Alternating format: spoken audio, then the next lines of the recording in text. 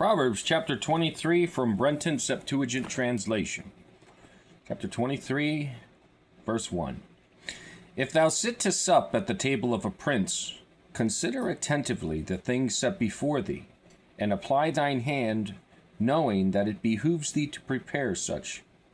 For if thou art very insatiable, desire not his provisions, for these belong to a false life. If thou art poor, measure not thyself with a rich man, but refrain thyself in thy wisdom. If thou shouldest fix thine eye upon him, he will disappear. For wings like an eagle's are prepared for him, and he returns to the house of his master. Sup not with an envious man, neither desire thou his meats. So he eats and drinks, as if any one should swallow a hair.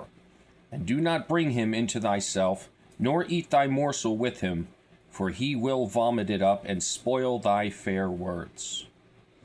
Say nothing in the ears of a fool, lest at any time he sneer at thy wise words. Remove not the ancient landmarks, and enter not upon the possession of the fatherless. For the Jehovah is their Redeemer, he is mighty, and will plead their cause with thee. Apply thine heart to instruction, and prepare thine ears for words of discretion. Refrain not from chastening a child, for if thou beat him with the rod, he shall not die.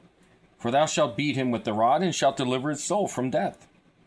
Son, if thy heart be wise, thou shalt also gladden my heart.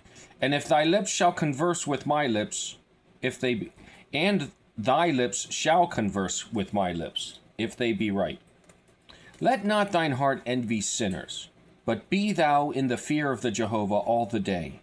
For if thou shouldest keep these things, thou shalt have posterity, and thine hope shall not be removed. Hear, son, and be wise, and rightly direct the thoughts of thine heart. Be not a winebibber, neither continue long at feasts and purchases of flesh. For every drunkard and whoremonger shall be poor, and every sluggard shall clothe himself with tatters and ragged garments.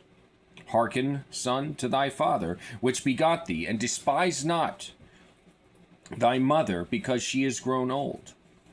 A righteous father brings up his children well, and his soul rejoices over a wise son.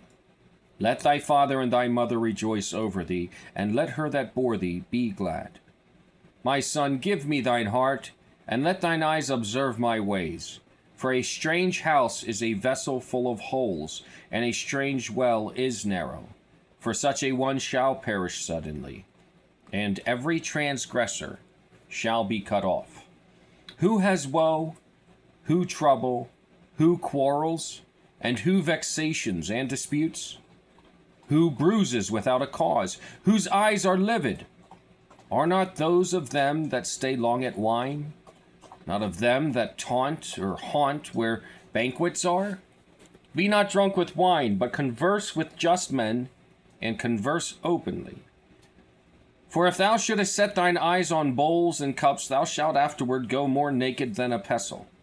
But at last such a one stretches himself out as one smitten by a serpent, and venom is diffused through him as by a horned serpent. Whenever thine eyes shall behold a strange woman, then thy mouth shall speak perverse things. And thou shalt lie as in the midst of the sea, and as a pilot in a great storm. And if thou shalt say, they smote me, and thou shalt say, they smote me, and I was not pained, and they mocked me, and I knew it not. When will it be morning, that I may go and seek those with whom I may go in company?